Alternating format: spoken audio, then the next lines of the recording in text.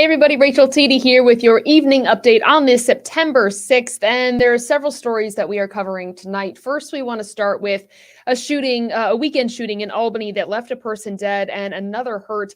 We spoke to an Albany police spokesperson who says they're still trying to find videos to help them track down the killer. So he's asking for anybody with cell phone video or surveillance video to please send the footage their way. This is the second weekend in a row that officers have responded to shots fired at a large party. The spokesperson estimates there were about 200 people in attendance, and of those gathered, there were 2 victims. Last weekend, 6 people were shot in the city's Pine Hills neighborhood after a large party.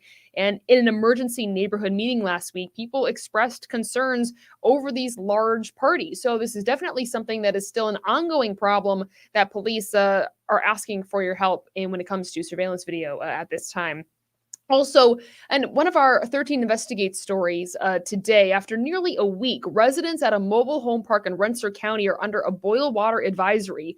Until today, Country Acre residents have been relying on water bottle deliveries, using almost a whole case to flush the toilet just once. We spoke to a retired ER nurse who says the water issues have been a problem since she moved in 2 years ago. We tried to speak to the landowner of Teton Management. Somebody in his office said all of the maintenance workers were in the field working on that problem when we called. So to hear more from the residents who were impacted by this today and more on that investigation, just head to WNYT.com. You can also watch us live at 9 o'clock and 11 o'clock tonight. And finally, Lake George has a big vote coming up. Residents of Lake George will decide the future of the village next week. Voters will decide if Lake George will continue to be both a village and a town, or if it'll just become a town. The mayor says his village is the most successful in the state. So he says dissolving it is intended for struggling local governments who can't offer services because of lagging revenues, which he doesn't consider to be a problem in Lake George Village. Other citizens, though, say that the decision should be in their hands. So to hear more about that debate, we're going to talk about that later tonight on News Channel 13 Live at 9 and 11 o'clock. But let me bring in Reid Kisselback because there has been a lot of rain lately, which is something what? What? It's something that we've needed, though. Yeah, no, for sure. We definitely need the rain, Rachel. The drought monitor was something we talked about religiously. Recently, for sure, where we were about 5.25 inches below average from where we should be. That's a combination of not a lot of snow this year, also just not as much rain that we usually get during the summertime. And so that kind of had that kind of impact. But if you take a look at the recent rainfall for September so far, today alone, just over 3/4 inch, putting us almost 3/4 inch above average.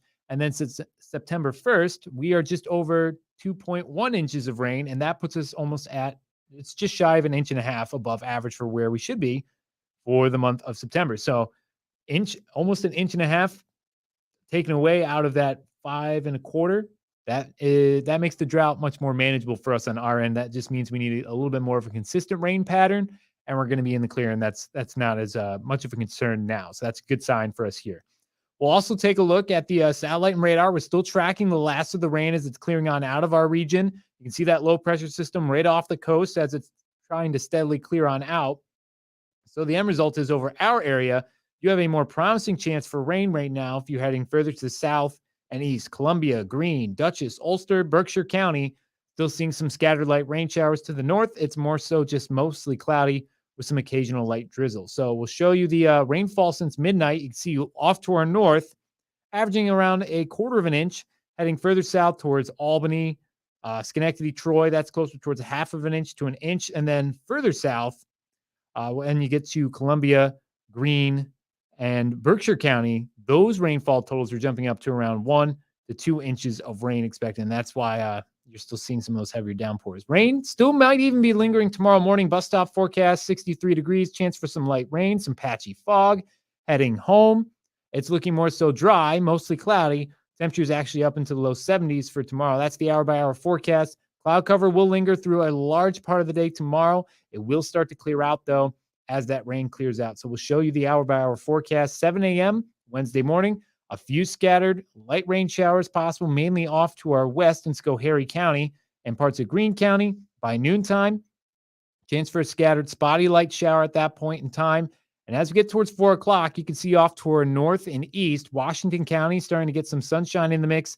Clouds will clear as we work our way overnight and into the start of the day on Thursday. Thursday looking much more promising and nice than what we've been seeing the past few days. So tonight, 59, spotty light rain and drizzle, mostly cloudy elsewhere, patchy fog developing as we head into the early morning hours.